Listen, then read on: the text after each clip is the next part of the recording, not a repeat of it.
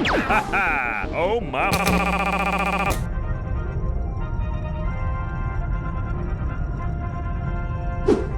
What a piece of this, bug eyes! When I was 9 years old, I killed a man named Sephiroth. I had to. He was going to take over the world. And I wanted to. Earlier in the video game, he stabbed my crush with his comically long katana. So I plugged magic gemstones into my guns and my swords, I charged into the pulsing alien light of North Crater, and I killed Sephiroth. That was in 2000, a busy year for me. In addition to killing Sephiroth, I also won a few international snowboarding competitions, ingested a metric ton of Wumpa fruit, and I captured the legendary bird Lugia in a tiny little Pokeball. Describing Final Fantasy VII, Cool Borders, Crash Bandicoot, and Pokemon Silver as personal experiences is the only way that feels accurate.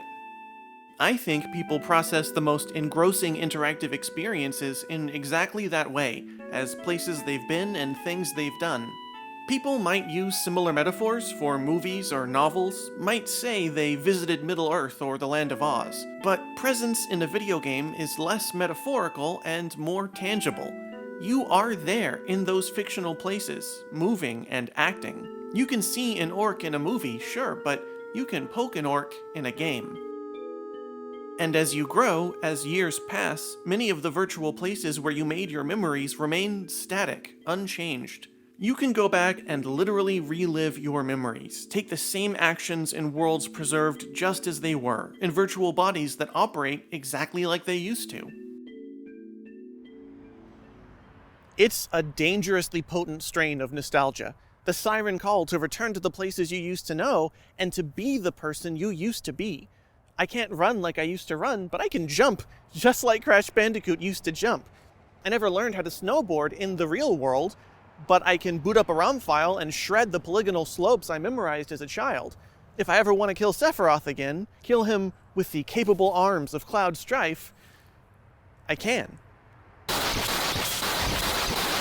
And I have. Returning to those spaces is always tempting, as beloved as they are, but that kind of time travel can be a tricky, unpredictable endeavor. The spaces are static, but I'm not. I've had decades to warp and mold my memories of these games, writing elaborate myths that can be painful to debunk when they fall out of sync with the reality preserved in virtual space. But what I find more disturbing, personally, is when I can't debunk those myths. When the reality that I see with my own two eyes and feel with my own two hands slides out of sync with my memories, and yet I can feel my mind recoiling back to the safety of those warped, unreliable memories. That's exactly what happened when my mind recoiled from Blasto. Alien fiends beware! Some folks have cherished memories of their first video games, Super Mario Bros. For a lot of Gen Xers, or cartoon mascot platformers like Spyro or Crash Bandicoot for kids in my generation. Some kids today probably got their start on Breath of the Wild or Mario Odyssey. Can you even imagine? My first video game, however, was significantly less cherishable, because my first video game was Blasto. Blasto began development in 1995 as an early attempt at a 3D platforming game for the Sony PlayStation. In 1995, games in 3 dimensions were still in their nascent form, but after a troubled development and several delays, Blasto released in 1998, years after games like Super Mario 64 and Crash Bandicoot had already established conventions of sophisticated and accessible design in 3D environments. Players in 1998 had high standards for 3D platformers, standards that Blasto failed to meet. Originally named Captain Blasto, the game drew its stylistic inspiration from retro space serials like Buck Rogers, and from Warner Brothers cartoons, particularly Marvin the Martian. According to interviews, the developers hoped to create something less realistic and more stylistic, a sort of playable 3D cartoon with a raunchy and satirical tone. Hot damn, I'm good! Those contemporary interviews with the team behind Blasto radiate hazardous levels of frat bro energy. The developers pulled toilet pranks on each other, snuck porn into their game's hidden files, locked horns in battles of ego and pride, some of which escalated into real physical battles in the studio. That frat bro sensibility is plain to see in the game itself. Bad Uranus puns make up roughly 70% of all dialogue, and the game's attitude towards women is, to put it as gently as I possibly can, fucking terrible. The only women in Blasto are the so-called babes, who can be collected throughout the game in order to unlock a special Babe-O-Rama feature, where sharp polygonal women with eerie blow-up doll faces perform jumping jacks on command. It is truly one of the shabbiest, sweatiest, unsexiest things I have ever seen. By the way, that was not a rhetorical flourish of mine. The producer literally referred to women as collectibles in the game.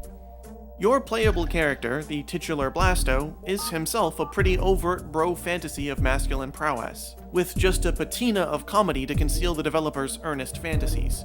He bunny hops through outer space with the proportions of Hassan Piker and the overconfident voice of Phil Hartman.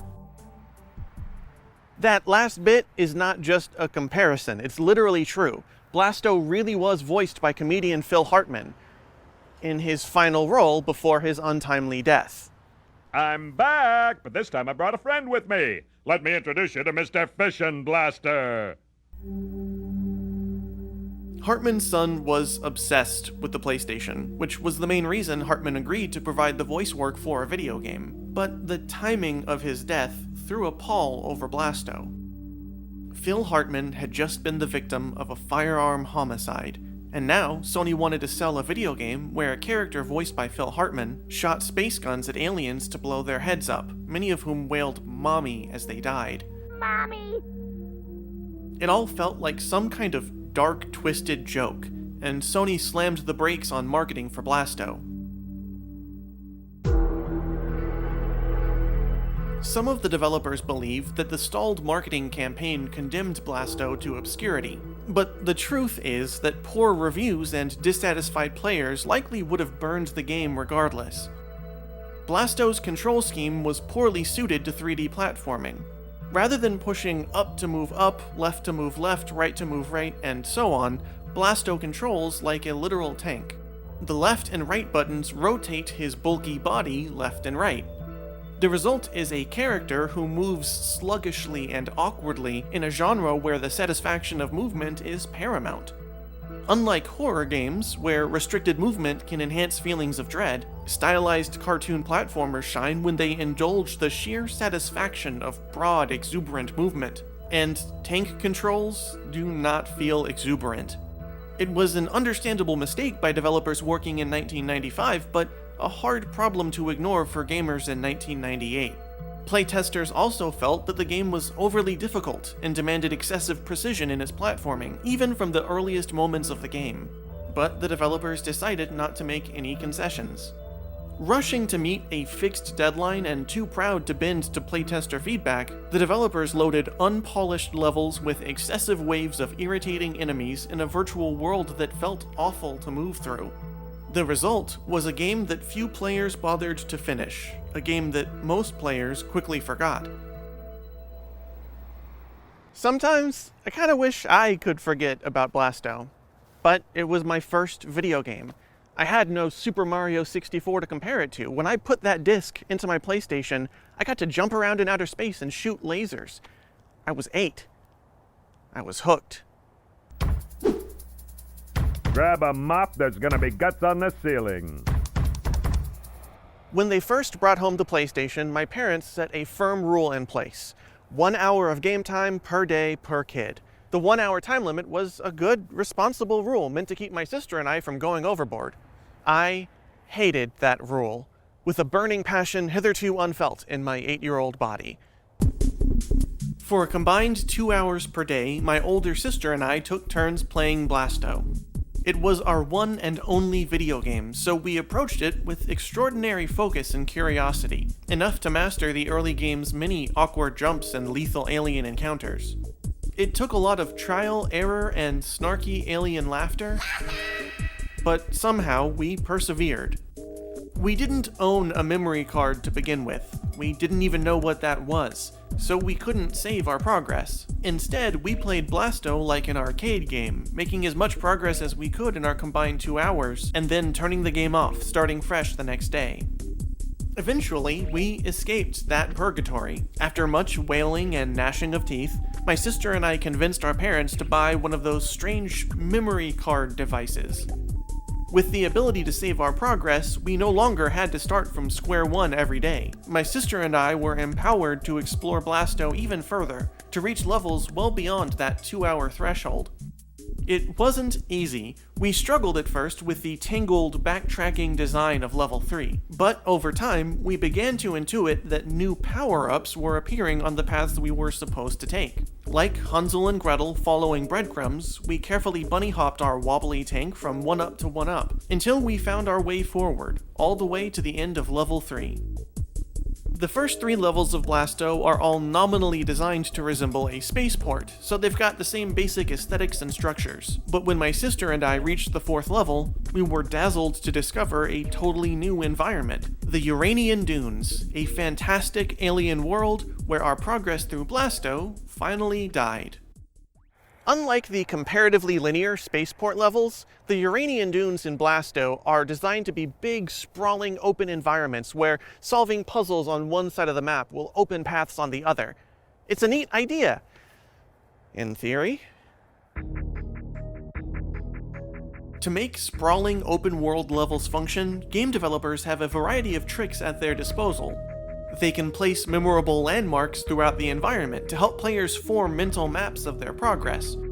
To enhance those mental maps, the developers can switch up aesthetics from one sub-region to the next. Players can gradually learn which parts of the map are darker or brighter, which parts have which enemies, and that helps them to navigate from landmark to landmark.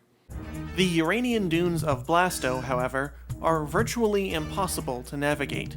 There are no memorable landmarks. You're not guided by a floating upside-down pyramid on the horizon. You're racking your brain trying to remember whether the lake with the 4th puzzle piece had 2 trees or 3 trees. And the aesthetics of the dunes are abhorrently uniform. Tan sands and mauve walls as far as the eye can render to the north, south, east, and west. So even if you can parse the level's vague puzzles, it's hard to remember where you currently are, much less where you're going. Checking the in-game map to regain your bearings is not particularly enlightening, and that's when the in-game map will even agree to load. The challenge was simply impossible when I was 8. My sister and I spent days trying to figure the dunes out, but to no avail. I can vividly remember the furthest into the dunes that we ever explored. My sister was playing, and she went through some side path, identical to all the other side paths, tan and muddy mauve, a path so unremarkable as to be instantly forgotten. But it led to something new, a narrow cave tunnel full of platforms rising and falling atop geysers, and a slightly different color of sand. Maybe that sounds small to you, but in a level so uniform, the hue of sand was a revelation. Finally, something to add to our mental map. In silent awe, I watched my sister charge into the unknown. But somewhere in that narrow tunnel, my sister fell, and Blasto died, and the lives ran out, and that was it. We knew that nondescript, narrow tunnel was hiding somewhere in the dunes, but we could never find it again. And so, utterly defeated by the dunes, we did what kids so often do.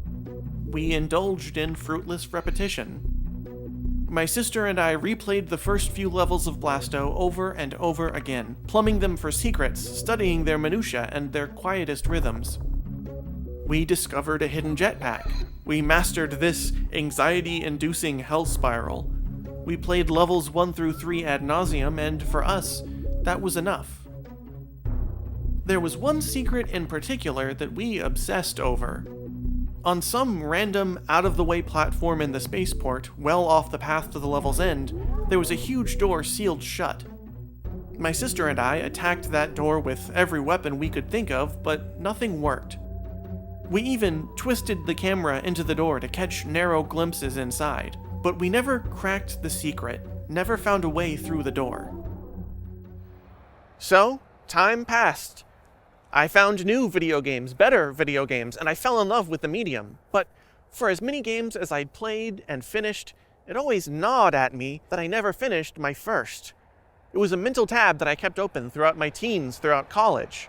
And then, in my 20s, when I realized that I could emulate PlayStation games on my PC, that was the final nudge I needed. It was time to finally finish Blasto. A 200 tetrawatt death-dealing power-up from hell! Returning to Blasto almost 20 years later, I experienced the first few levels of the game through the soft, fuzzy glow of nostalgia. I remembered these places, these sounds, these color-saturated industrial platforms hovering in the unforgiving void of space. I remembered the crushing weight traps, the location of the jetpack, that mysterious secret door. The intrusive presence of collectible women disturbed me as an adult, but otherwise the world of the game was exactly as I remembered it. Was it perfect? No, of course not, but to me, Blasto felt charming. It was an earnest, creative attempt with a lot of vintage cartoon appeal and some fun little moments. I made short work of levels 1 through 3, much handier with a controller than I used to be, and so I got my hopes up. Surely the brutal Uranian dunes I remembered from my childhood were exaggerated, like those moderately large pecan trees that used to look like towering redwoods when I was less than 4 feet tall. Surely, as an adult, I would breeze right through the dunes. Nope. The Uranian dunes sucked, just as much as they always had. Improved hand-eye coordination didn't matter much in that vague, incomprehensible wasteland. But I'd already given up on Blasto once, and I wasn't about to give up again.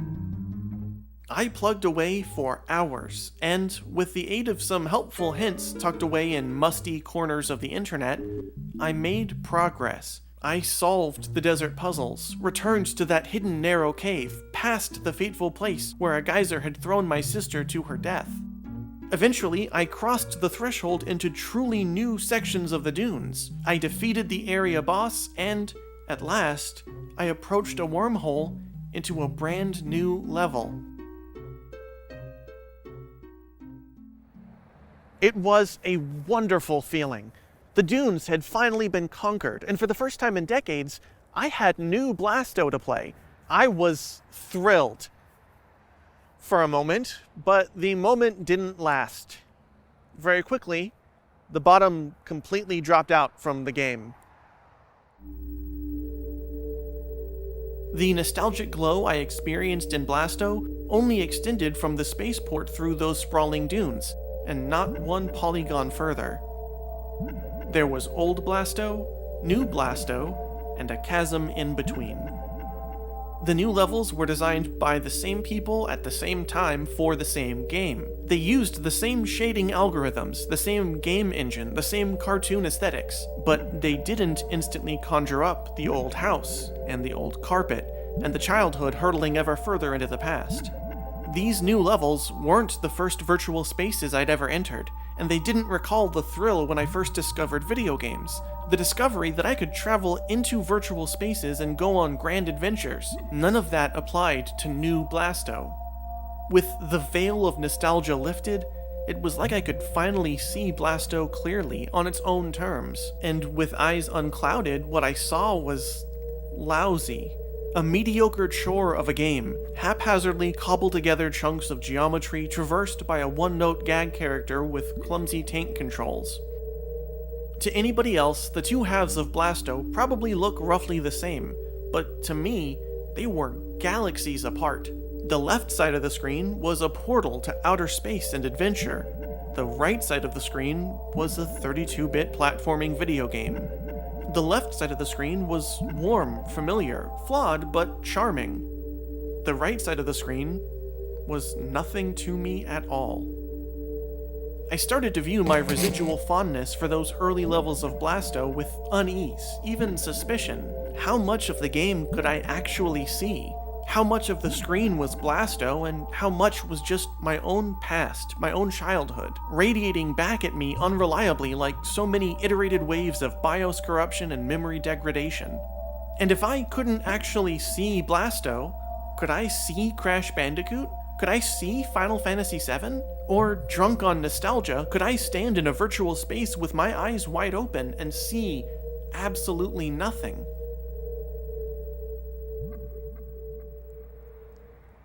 I did ultimately beat Blasto. It would have been ridiculous not to. But I beat the game joylessly, chugging through increasingly frustrating polygonal jumbles until I finally slumped my way over the finish line. I blew up the bad guy, Blasto made a Uranus joke, credits rolled, and existential panic set in. Didn't even break a sweat. I am a real human being who had an existential crisis over the video game Blasto. Ask me anything. Returning to Blasto really did freak me the fuck out. I had experienced firsthand just how thick and potent the haze of nostalgia could swirl, and only by happenstance, only because an 8-year-old me got stuck and left his middling first video game unfinished. I could see the same virtual space with and without that nostalgia filter, simultaneously, and it broke my brain a little. I can't run the same experiment with Crash Bandicoot or Final Fantasy VII. I played those games start to finish, thoroughly. Not one corner of those virtual spaces could truly be viewed fresh. And I can't run the experiment with Stardew Valley, or Death Stranding, or Dragon Dragoon. Blasto was a unique edge case, a game I truly loved but left half-finished. And so I can verify concretely that the love was displaced. I did love that moment of my childhood, the discovery of virtual spaces, handing the controller back and forth with my sister. I don't love Blasto. I don't even like it. So how much love truly belongs to my other favorite games, and how much love is similarly displaced from ways I used to be? I don't get to know. I can't repeat the Blasto experiment with those games. The best I can do is look the beast in the eye. We bring an enormous amount of ourselves into everything we play, watch, read, or listen to. And the personal filter through which we process the world is much, much thicker than we usually let ourselves imagine. It's disorienting to look at that filter from an angle, to tap the glass and test its density. Because sometimes not a lot of light from the outside world actually makes it through that filter. But whether or not it disturbs us, what we learn about ourselves when we tap the glass is true, I think. And so it's good. I think. Thanks, Captain Blasto. Oh, I forgot to mention one thing. Returning to Blasto as an adult, I solved the mystery of that tall, impenetrable door in the spaceport, the one that fascinated my sister and me when we were kids. Turns out, we never found the door's secret because the game had trained us like Pavlovian dogs to shoot aliens on sight. To open that secret door, you have to let a particular alien live, your only clue being the newspaper in the alien's hand. If you do let that alien live, he'll open the mysterious door. Carefully, Blasto can sneak inside. Then the alien will take a seat on a commode, open up his newspaper, and defecate. It was a toilet joke. The secret behind the mysterious, impenetrable door in the first video game I ever played was a toilet joke. If somebody up there is writing the story of my life, I think I want to punch them in the face. Now you're talking, baby. Paper cut. Blasto won't stop hurting me. I've just described one version of a shared childhood story. I played Blasto handing the controller back and forth with my sister, and we've both had decades for our memories to grow and develop and settle in different directions. So I thought since this whole video is about the unreliability of memory, it might be fun to call my sister and compare notes. They would get into fights in the development studio, like physical fights with each other over like... Why did we like this game so much? Like me, my sister didn't just have one compartment in her brain labeled Blasto, where all the Blasto stuff went. Her memories about Blasto are mixed in with her memories about other games, other things on TV, and just other ways she felt at the time. I mean, okay, when I think Blasto, what I think is that Cartoon Network show, Johnny something or other. Oh, yeah, Johnny Bravo. Johnny Bravo. I think, like, put Johnny Bravo in space, and that's Blasto. And because of that, it reminds me of those times of Cartoon Network and, you know, Lunchables and certain smells and textures of the era. I think also, like, with my increased understanding of the way the world works as I've aged, I sort of look back on Blasto with some sense of, like, questioning of, like, was he sort of, you know, fighting and murdering aliens who are just trying to live out in space or whatever. But I definitely didn't think about any of that at the time. It was just like, haha, upside down triangle man, jump from block to block. There was a lot of block jumping, ridiculously tiny legs. I mean, he's shaped like an upside down triangle, so it seems to me like his shape, beyond just being humorous and caricatured, was an actual issue in gameplay. One of the places where my sister's memory had fallen out of sync with my version of history was the memory card question. Our PlayStation came with a demo disc full of half-hour snippets of video games, a demo disc we played to death. We were introduced to some of our favorite games through that disc: Crash Bandicoot 2, Gex, Hot Shots Golf. And in my sister's memory, Blasto was one of those demo disc games. The other piece that I remember about Blasto, quite possibly incorrectly, it seems to me that we never really owned the game, or we only had a demo or something. Like, I don't think we had the whole game. I want to say it was something that maybe we would get at Blockbuster. Like, I definitely associate it with, you know, things that we didn't get to sort of have full ownership over, and there's always seemed to be a time limit. So it was sort of understood that you were only going to go so far, which in some ways for, you know, completionist, perfectionist kiddos that I think both of us were to some extent, it was kind of nice. It was like, you know, we just get to mess around on this and get as far as we want, and if we kind of shrug and walk away, it sort of allowed for that in a way. There was a permission for that. Permission to walk away. That's something that Blasto definitely gave me at the time, and something that I habitually withhold from myself today. When I think about it, this video is driven by an artificial obligation not to walk away. And so that difference between free play as a child and the feeling that I can't walk away as an adult certainly affected, the way that I felt about the two halves of Blasto. I can confirm that, yes, we did own a copy of Blasto, but the way my sister's memory formed makes perfect sense to me. We did have a time limit that forced us to play the same section of the game over and over and over. And so it fits really cleanly into the same category of games as the ones we had on that demo disc. There are also things that my sister and I both preferred to leave forgotten. But when I jogged her memory about the women in Blasto, her memory was spot on. Do you remember anything about, like, women in the game at all? Oh, yeah. Wow. I had blocked that from my memory entirely. Oh, God. It was like pin-up dolls. And I mean, I don't even remember if they were a part of the plot or not. I just vaguely remember them showing up every so often as like some kind of background thing. So I don't even remember how important they were. They definitely had no, like, I mean, you didn't play as them ever. They didn't have any sort of ownership over their own actions.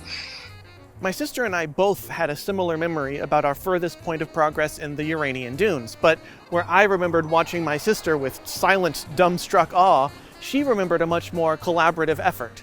And there was like a hallway that you went into, and I remember thinking, like, that just looks like all the other hallways. But it went into this, like, tunnel where it was underground and the shading of the sands changed. I remember that specific detail because I think you were the one that said it out loud, though. It was like a joint effort, maybe, of like, okay. You had to jump on these platforms that were being lifted by geysers. Oh, I hated those things. Oh my God, those were impossible. My sister also remembered that majestic, secret locked door in the spaceport, but the revelation of the door's true scatological purpose fit much more neatly into her mental map of the game. If you remember, we would, like, literally turn Blasto left and right to try and get the camera stuck in the door to look through it? Yes, I do. So when we were trying to peek the camera through, we were being little creeps trying to peek the camera into a bathroom. That sounds like exactly what these yahoos would want. In the context of this game, it's sort of like, I kind of appreciate it. Like, it needed to be something like that, really. Because in some ways, if it was something meaningful, it would sort of undermine my ability to just roll my eyes at the frat bros, you know? I need them to play their part. Generally speaking, where I chose to dunk my head into the fetid pool of the Blasto of the real, my sister is happy to leave everything about the game in the past. It does seem like we have similar memories and experiences, although I have, like, the receipts of various things that I can cross-reference with. Right. You're based in reality, whereas I still get to float out here in deep space with Triangle Man. Which, honestly, I have to say, based on what you've said, I think I'm pretty happy to leave well enough alone. If I ever go back to Blasto, I'm gonna stop at the dunes. Like, I'm not gonna, maybe I'll go try to find that hallway at most. I don't really want to go further than that. Like, I feel like occasionally I like to choose delusion because it feels nicer. Softer in a very hard world, you know? I respect that approach. Floating out in space with Triangle Man sounds like a very good time.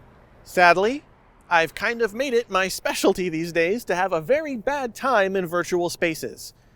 And so the mission continues. Blasto is just one of many games I left unfinished as a kid. I've got more work to do. Hey, thank you for watching this first in a small mini-series about games I left incomplete. I apologize for the footage that is currently playing on the screen. When I went back to capture the Blasto footage for this video, I turned on a few cheats, and some of them had weird effects, like this nightmare fuel, which is apparently what happens when you get a headshot that blows up your head, but you have set death to no. I definitely want to thank my sister for sharing her perspective on Blasto. The mural behind me in the video is Wildflower Meadow by Bill Tavis, and I should also thank Red Scientist for the real-time corruptor that I used to make all those beautiful, nasty, crunchy Blasto corruptions that you saw in the video. The next video on the docket is about another game that I left incomplete, The Legend of Zelda Oracle of Ages. Spoiler alert, I like that game a lot more than I like Blasto. So if you're a huge Game Boy Zelda stan, do not worry, I'm not going to be attacking our dear friend Link. Last time I checked, it is not illegal to subscribe to me or to like the video. So until next time, don't forget, money is fake, arm the homeless.